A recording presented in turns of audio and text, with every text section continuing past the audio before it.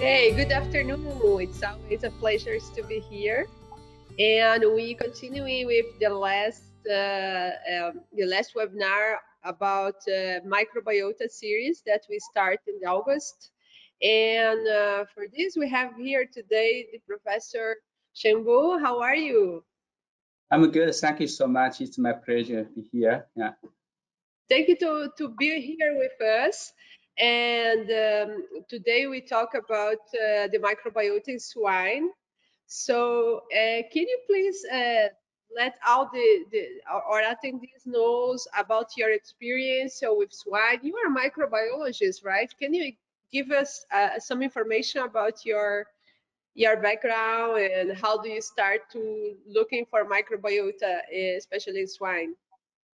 Yeah. Thank you so much. And I was born and grew up in the small town of the Hunan province. It's located in China, and this is the south region of China. So Hunan province is one of the major swine production province in China, and with a total of 60 million pigs annually. So in 1996, I was admitted to Nanjing Agricultural University in China to pursue my undergrad study. And then I completed my bachelor degree in the veterinary medicine in 2000. And then I obtained my master degree in veterinary medicine as well at the same university in 2003. So entering the PhD program of the Guelph in 2006. So I completed my PhD degree in the monogastric animal nutrition in 2011. So and then in 2011 October, I moved back to China and worked with a Spanish company called Lucta, and the Lucta Guangzhou. This was located in China and was responsible for the business in Asia territory. So the main business for Lucta is to how to improve feed intake during weaning period, right?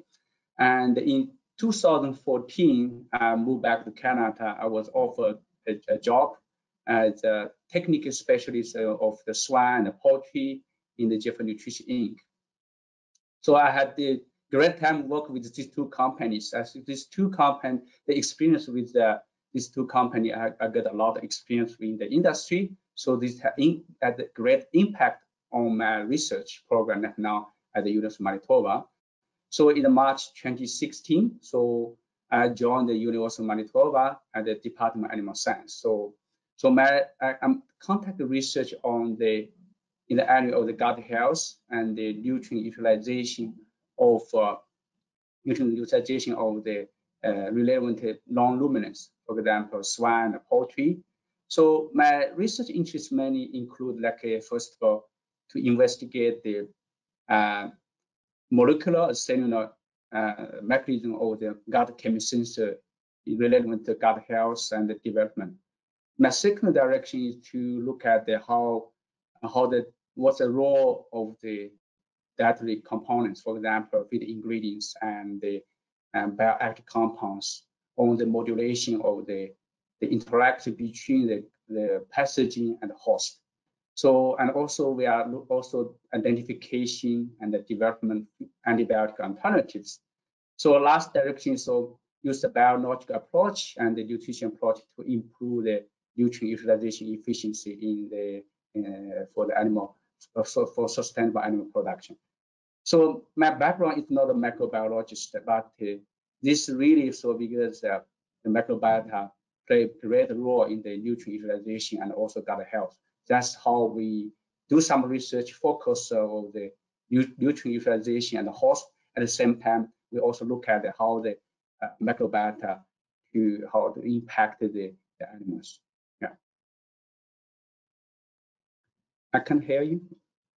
Yes, so it seems that you have like experience in field with company, and now you are at university. So this is give you a very broad experience in how this happens. And you know, lately everyone is talking about microbiota. And we have many people listening to us here, and I invite everyone that are listening to send your questions for Dr. Young. Is very welcome. I will do the questions from here. But from now, what I would like to ask you, it's like there is a practical way that these people that are listening to us to apply the microbiota concept in swine, in swine production. Mhm. Yeah, I think the good news. So many strategy you employ employ some elements related to microbiome management. For example, like biosecurity, sanitation, and also like that formulation. For example, you put an insoluble fiber or fiber to how to improve beneficial bacterial growth, and also the all in, all out. Also, some have some microbiome management factor there. So in my opinion, so future or potential application use microbiota concept. I think at three directions. First one, so to restore the microbial balance in the pig gut to prevent pathogen infection. I think this is, we are already doing that all over in the industry, but we still need to know more about this direction for restore the microbiota balance in the pig gut. This is the first one. The second one is like look at the early life modulation of gut microbiota and how this affect the long-term growth performance and health. Because once you look at the microbiota profile from the birth to the marketing weight, so this the diversity is more simple from birth, right, and more stable in the adult stage. So we have some strategy to modulate the early life microbiota. This is also can use in the swine industry. Another direction I think we should look at is how to explore the link between the microbiota and the feed efficiency. So this will become a lower strategy in the swine industry because the feed cost is because the swine industry is commodity business, right? It's really driven by the cost. So the feed cost is a major component. So we have to reduce the feed cost. So the feed efficiency is a good strategy to reduce feed cost. So we need to look at this link between the microbiota and the feed efficiency and develop a new strategy in the swine industry. I think this is three directions we should move forward for the practical way. So I like it when you said, for example, because now everyone read and see people talk about microbiota in different species, especially in humans, you know, in the news, they talk about microbiota. And I like that you said that microbiota started many years ago when you start with the system of biosecurity. And this is maybe put everybody in the situations that we are manipulating microbiota for long before, even when you don't talk about microbiota. Any kind of biosecurity measure, the growth promoters use everything of this in some kind additives we are manipulating, but we are not talking exactly microbiota, but it's what we are doing, right? So the questions that I have for you now, it's like if in the case of swine, because I'm more for the poultry side, and poultry, everyone enter in the same day and they come from the same hatchery, so we have like a balance between what is coming inside the barn. When you talk about swine, this is not what happens, right? You can have a different for example, post-weaning, you can have these piglets coming from different sites. Can you comment a little bit how this management situation in swine could affect the microbiota and the performance of the animal?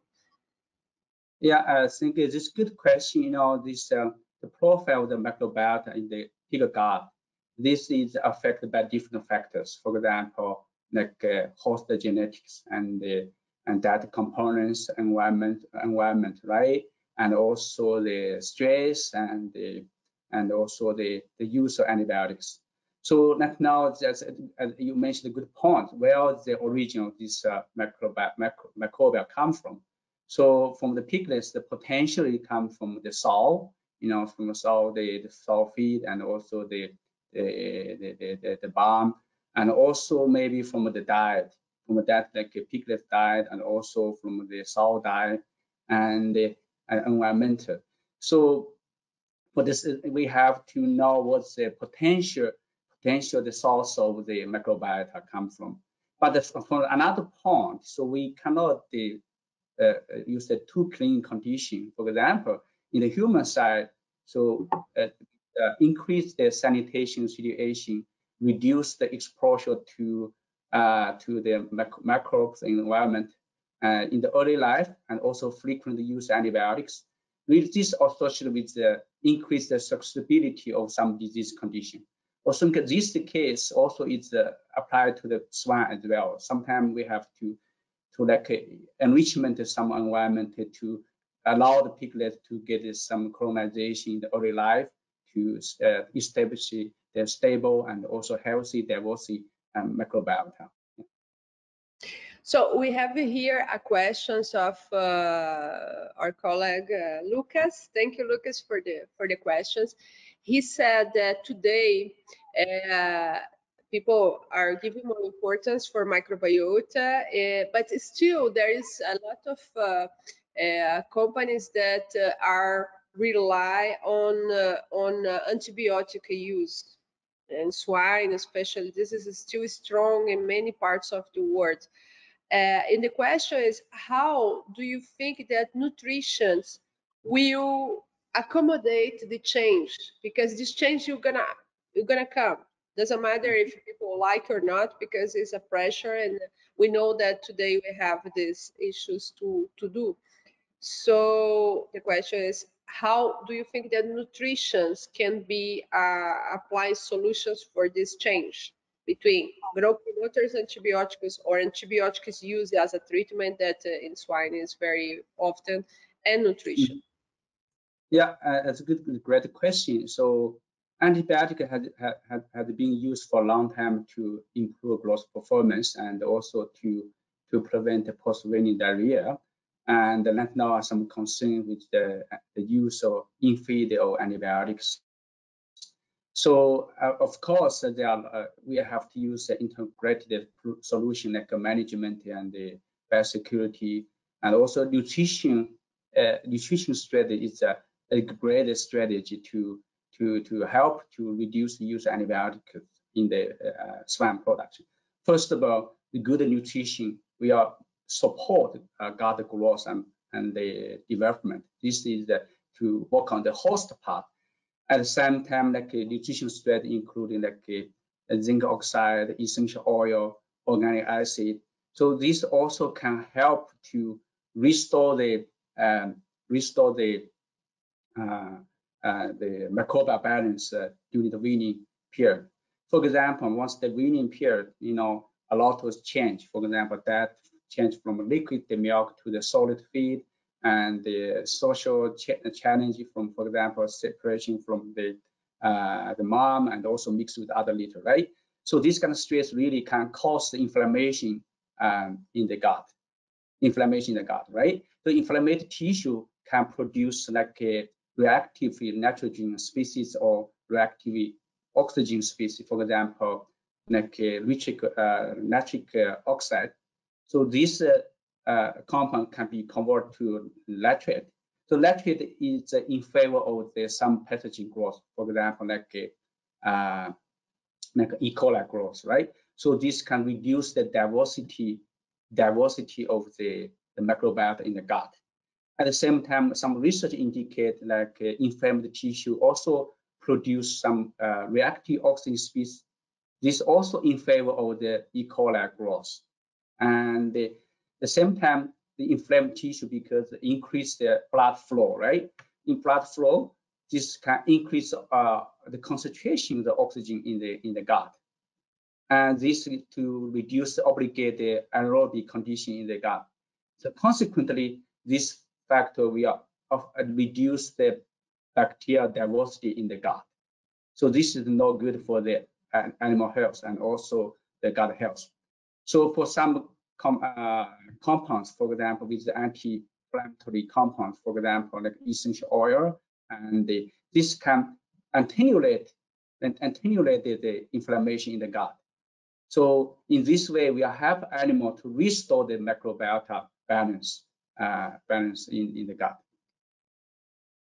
And you talk about the use of additives in this process, and you know, in poultry, when we start to talk about take out the antibiotic, it was like a lot of people concerned that you not have the same good results as we have before. But today it's completely clear that a lot of companies, like last week we have here Ricardo from BRF from Brazil, and they say always we took out the antibiotics and we still will have the same performance. Do you think that in swine, with the use of these additives, we can get results similar or uh, or even better than the antibiotics? What's your opinion? I think, in my opinion, so there are a lot of strategy can be used to reduce or eliminate the antibiotics, right? So I think they can be achieved. I think the poultry industry is much did a great job and compared with other species. I think I think it can achievable, but the key part is the cost as well. The cost. So you know, they are compared with the use antibiotics, this may be cheaper or use other feed additive and the nutrition program, maybe increase the cost. But I think that in terms of growth performance, it's achievable. Yeah. One question that I have is like, for example, when you talk about antibiotics, maybe could be interesting ask if you can explain to us how the antibiotic affected the microbiota. So because people always have like antibiotic is a good way to go, and I Mm. would like to know from you what happens every time that you give antibiotics for an animal in terms of microbiota. Yeah, I think it's a good question. See, the mode of action of antibiotics it's not fully understood so far, but they have potential mechanism behind to support that the antibiotic can improve the growth rate and the feed efficiency. And so first of all, like antibiotic can to improve the absorption of the nutrient and reduce the abundance of the bacteria that is compete the nutrient with the host, right? And also to prevent the pathogen infection, so and they affect the immunity. This is something the beneficial function the antibiotics bring to the host. Yeah. So this and also have some disadvantages used in feed the antibiotics as well. As I mentioned, so some research said that the antibiotic using antibiotics also can induce inflammation in the gut. So this and also the use of the in feed antibiotics also can increase antibiotic resistant gene in the microbiota. So this is something that a disadvantage. But at the same time, maybe antibiotic has a transient like a short-term and also a long-term like alteration in the gut microbiota. So this may be something can be elective for the animals. Yes, for example, in poultry, where I have a more experience, every time we change the diet, we have a disturb in the microbiota in the ecosystem of the gut, Mhm. and we are able to see a mild diarrhea, mild, but if you just wait some days, this is your gonna recover. especially if we're using a good additive in feed, you know, like Yeah. essential oils or organic acid or all this. So when we, for example, in swine, and sometimes people think in these situations that they just saw some alterations, they put antibiotics. And in my opinion, this is making it worse because when you give antibiotics for the animal, you Mhm. disturb much more the microbiota and be more complicated to recover it. So, do you think this is also can help happens in swine, like when you have the weaning of the animals and the post weaning, and people are concerned to put a lot of antibiotics to control this diarrhea? Do you think that with a good nutrition and growth promoters, we are able to to pass through this post-weaning diarrhea and really thinking that we can avoid to use antibiotic in that?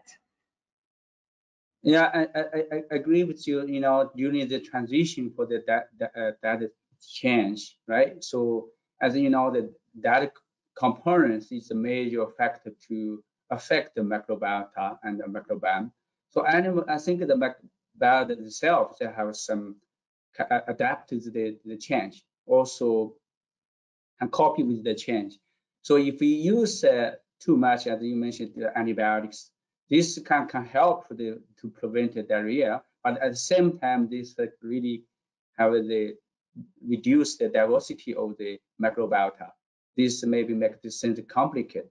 I think with the better nutrition program and high digestive ingredients, at the same time use some nutrition long antibiotic strategy to restore the microbiota balance. This can be more helpful, more helpful. Yeah. So we have a question here of Carla Shabaga, and she asked if there is a feed ingredients, I believe not additive, that we can add in the diet to improve the microbiota? Yeah, definitely. I think it's not a feed additive. Even also, you know, they look at the formula. Majority is the major ingredient like protein and the energy source, right? So I think one individual feed ingredient for sure will affect the microbiota. Yeah. Fat. So another question here from our colleague Salvador Talavera. Thank you, Chavo, for the questions. It is about he said the same, maybe the same that I'm saying here all the time, that in pigs is more difficult to observe the results of improvement in microbiota. And he asked it, how would be a plan that we can have to really understand that the management, the additive that you are using or the feed ingredients, they are affecting the microbiota? Mm-hmm. Yeah, I think there are more research I need, right? Because if we want to use the microbiota concept in the swine industry, we have to know much more better than about this microbiota in the swine. For example, we have to characterize the gut microbiota at different stage. What are core members? Which bacteria are the resident in the present in the whole life from the birth to the marketing weight, and which one is just passaging, just present at the short time and speaker stage. So we really have to understand what's the core microbiome in here. So and then, so most of research now is just it's correlation. So for example, I give one ingredient of one feed additive, and this microbiota change, the profile has been changed, and this is a correlation. It's not a causation, right? So we have to be careful with this. The change is just profile, and about the correlation, we have to look at the causation. So even for individual ingredient, how this affected the core microbiome or not, or just some shift but it's really, really we have to understand what's the foundation of the microbiota. So how we to affect the use in individual ingredient can this affect the core foundation of the microbiota or not? So this is quite important. It's Yeah. interesting these words that you are using. You are saying core foundation. Yeah. Can you explain to us what you mean when you talk about core foundation in microbiota? Let's not forget that look like a building, right? So you have to like the community. You have some really like a core foundation, and then with some the tree and some the leaf, right? So the little core, the members really should build this the base for the microbiota. And, uh, but this may be now is still not sure. This core foundation will be changed with the diet or management or genetic lines or also affected by the different territories, right? So So do you think that today we already have this core foundation very standard that we can use to make conclusions about what microbiota is doing in swine, or we still need to build it? I think that now a good question. I think that now is like Canada have project like swine cluster. So they have found a project led by the research from University of Saskatchewan and University of Alberta and also University of Guelph.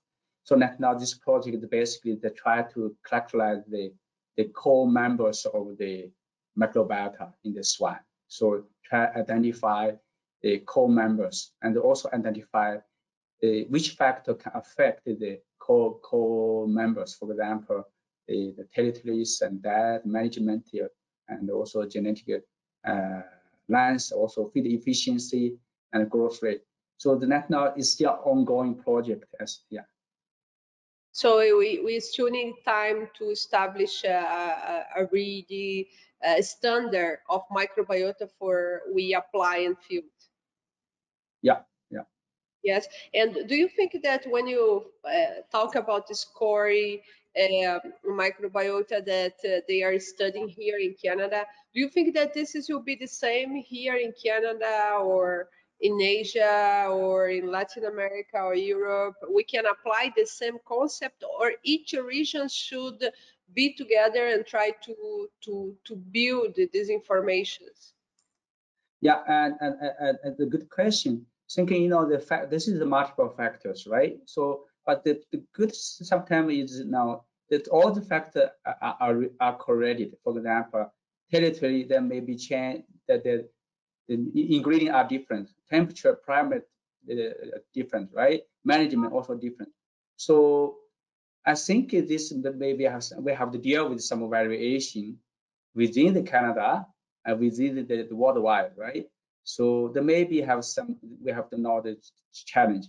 So, but we need to look at the need the standards. At least we can standardize the way to study the microbiota. For example, the sampling and the sample storage, how to the sequence method, and also analysis software. So we have to maybe use a step SOP for the research method. But this territory may be also affect. But at least what we can do, we can standardize the method to look at the microbiota, to evaluate the microbiota. But we think the territory maybe have some variation. We don't know yet. So many during these months, I received like people here talk about microbiota, and we are reading, and most of them, I may say that all of them take that it's nice to know the microbiota. It's nice to know the names of some microorganisms, but in fact, um, what they produce or the metabolism or the interactions that they have with the host, it's more important than just to know that one kind of microorganisms increase or reduce. So what's your opinion about that? Can we just rely on microbiota name, or how do you think that will be really applied? And I think, if you look at the past and the research on the microbiota, so you can see the method has been developed a lot, right? So there are two ways to look at the microbiota. One is a culture dependent, and the most recent they are culture independent, right? So the culture dependent, I think we can study the individual bacteria, and also, but this the advantage is this method we lost the interaction within the different bacteria, right? And then now more and more people use a culture independent method like omics method, like PCR and the like metagenomics, proteomics, and metabolomics. So this we are looking at the whole picture and to study the interaction and also the balance, the relationship. But I think the culture dependent method still need. Sometimes we want to look at the detail how the mechanism, we have to isolate a single individual bacteria to study the function. So I think the combination of the two methods, like a culture dependent or culture independent method, is the best way to look at it. And So do you think that the evaluation of microorganisms independent, you give us an answer of how this going on?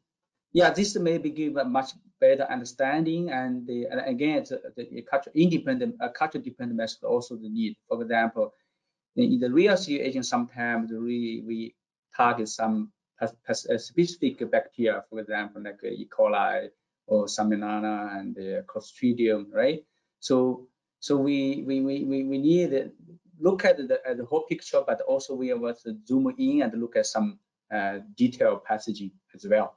So this and also want to mention here.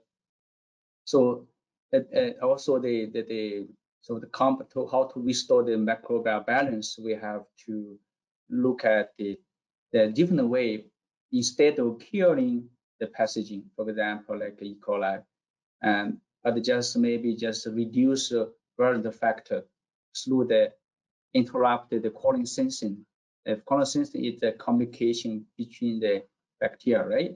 So we can interrupt the colon sensing and reduce the valence factor as long as this pathogen cannot cause infection, and this should be okay. And this reduce the pressure to use antimicrobial or other strategy to prevent the pathogen infection. So and use this the concentration for the interrupting colon sensing is much lower than MSC, minimal inhibitor concentration. Yeah. So, but when you talk about current sensing, you are talking that they are communicate. So, if you are looking just for independent effect, you are not losing these informations and will not be the same when you have more microorganisms on it. And so the question, yeah. Yeah, no, it's like the question is like, because you are defending that we can focus also in independent evaluation of one microorganisms, but at some time you talk about current sensing. Yeah. So I'm a little confused, because when you have a current sensing, this means that you have a communications. Like if I focus on E. coli sometimes alone and work just with that, but in the animal they have another microorganisms in that and current sensing between them, because the current sensing is not just between the same species, right? The current sensing is between all microorganisms. So if you just Yeah. have independent one, you are not losing the informations that you're gonna have in vivo, in real situation where they communicate between each other and have different patterns of metabolism or behavior. Yeah, and that's the reason why we have to look at that. There's for individual the bacteria, their communication strategy may be different, So we have to narrow down this more specific. That's look at how this, for example, E. coli or some other that communicate each other for E. coli, and look at the colon sensing pathway, right? So we have to screen a specific compound can interrupt the specific colon sensing pathway. It's not really applied all to the community, bacterial community. The more is very specific. Yeah. Yes, and well, the time is running, and we are almost at the end of our time today. So normally when we come for this point of our conversation here, I would like to let this time for give a message for the people that are listening to us. I have another questions here, but mainly they are once again asking the same questions that I asked at the beginning, right? It's how to apply the microbiota concept in the real world. So I will leave you these questions, but basically it's the first one that I did, and give this space for you to talk your final message for them to understand how microbiota could be applied in the field. Yeah, I think again, back to the map. So the potential application of the microbiota concept. So there are three directions, and I just mentioned it.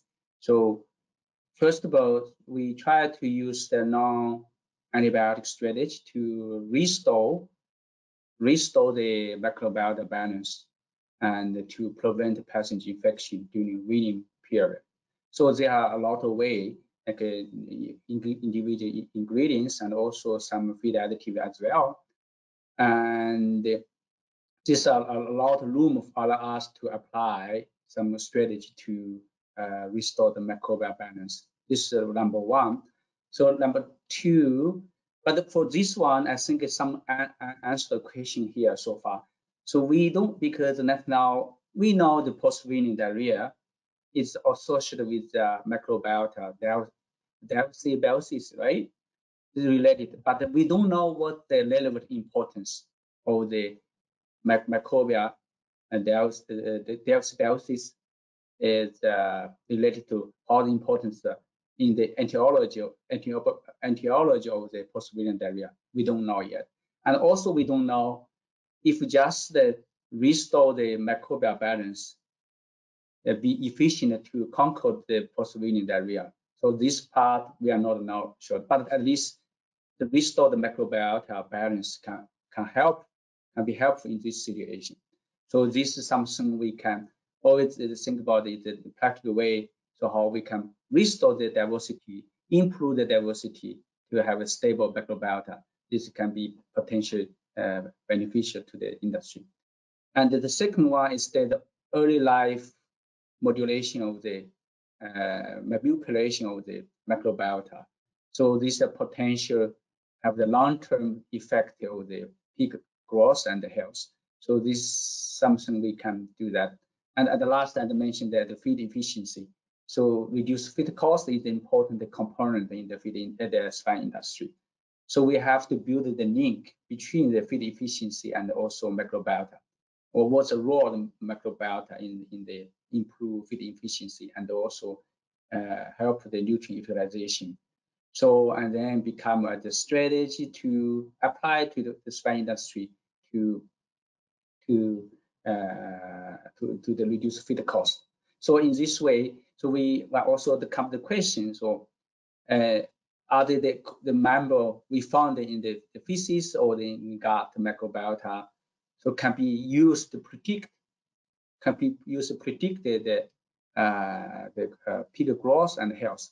So because we need something from the like diagnostics, right? So if we analyze the microbiota in the feces, and this will help us to predict this have better growth performance and better health or not.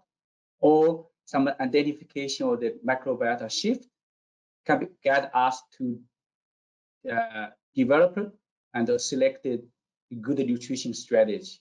Maybe can as a parameter to help us to to evaluate the like even like a genetic selection, right? So this is something that in my mind maybe a potential application in the swine industry.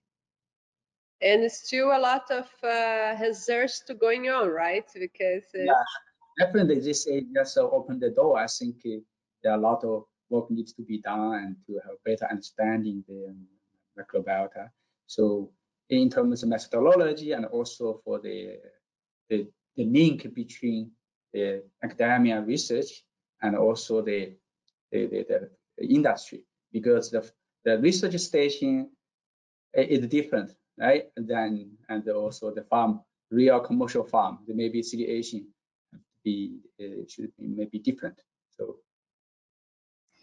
yes, it's very interesting because your last sentence is the union of the industry and the academy to building this concept, because it's if you don't have like these combinations, if you don't work like microbiota, like in symbiosis and communications, it'll not be easy to finalize a concept that we can apply. yeah, yeah. So yeah, that's we do have two projects also to look at the role of the project with topics Rosalind, the generic company, right?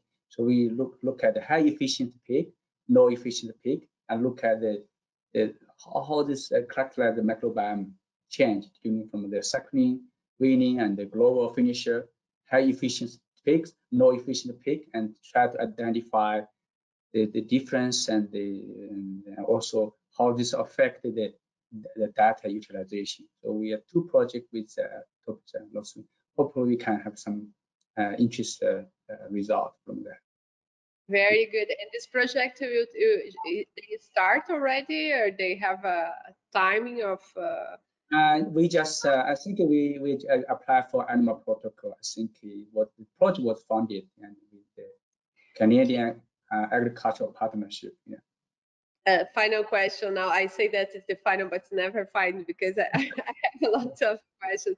But I'm wonder here, how long do you think that you're gonna have data to apply the microbiota concept in swine industry? Because last week we have here, and Ricardo told us that he thinks that in 2 or 3 years we're gonna have enough information to start to apply microbiota in poultry side.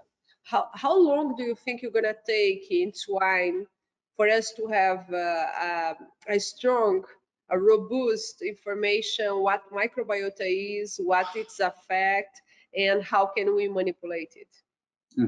Yeah, it's a good question. I don't know how long we need to allow us to use this information, and I think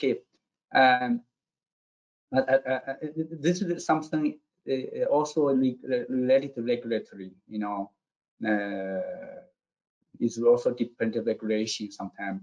So if we have information, maybe it's not really allowed to use, for example, regulatory pathway, right? So, and this is a limited step as well. For example, like a fecal microbiota transplantation. So it is really also it's quite it's potential a new way to do that, but it's really difficult to deal with the regulatory pathway. So I don't know how long will be, but I think maybe much longer than the poultry industry. So we know this than the poultry side. Yeah. Yeah. Okay.